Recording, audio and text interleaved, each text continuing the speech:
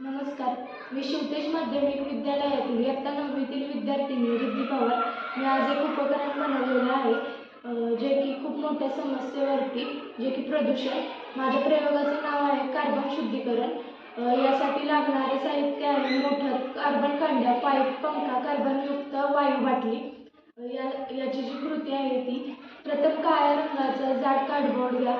त्यावर फॅक्टरीच्या आकाराचे मॉडेल बनवून चिकटवा व त्याच्या मध्यभागी पाईपच्या आकाराचा होल पाडा. नंतर 1.5 इंचाची पाईप घ्या आणि तिला 3 तुकड्यांमध्ये कापा आणि ते जोडा. पाईपची एक बाजू छिद्रामध्ये जोडा, दुसरी बाजू प्लॅस्टिकच्या चेंबरच्या छिद्राला जोडा.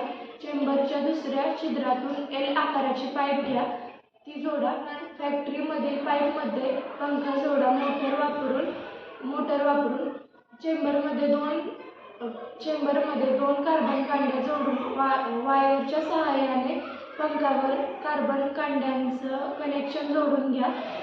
मोटारच्या सहाय्याने 12 व्होल्ट ऊर्जा द्या. पाईपमधून कार्बनयुक्त वायू सोडा.